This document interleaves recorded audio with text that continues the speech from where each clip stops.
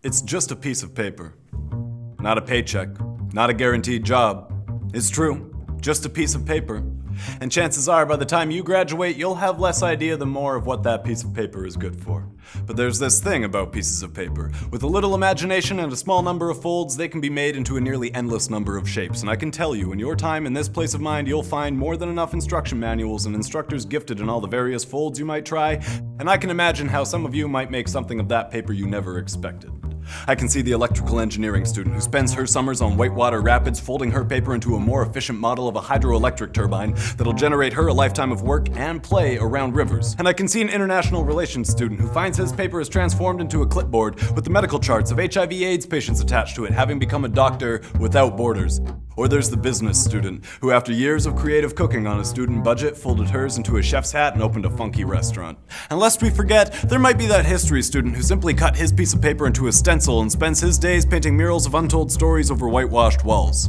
But maybe this all sounds far-fetched. Maybe you think I'm using a little too much imagination, and these people couldn't be real. Except that I've known these people, and I've seen what people can make from something as seemingly useless as paper. I've seen a geography student who played jazzy bass grooves in his off time, then folded his paper into a musician's passport, and now travels the world studying and preserving endangered musical cultures.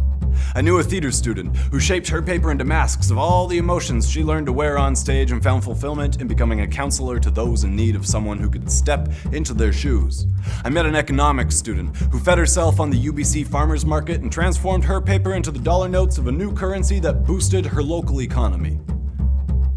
These years give you the opportunity to open your mind to unimagined possibilities. See, my piece of paper would tell you that I was a literature student, but it's hardly representative of what I learned at UBC because I learned as much outside of class as in. What my program didn't teach, I learned from the people I would meet. I exchanged what I knew for what they knew, to learn something of genetics and human evolution and quantum mechanics and art history and organic farming and pharmaceuticals and music and gardening and renewable energy systems and the life stories of people from all over the world.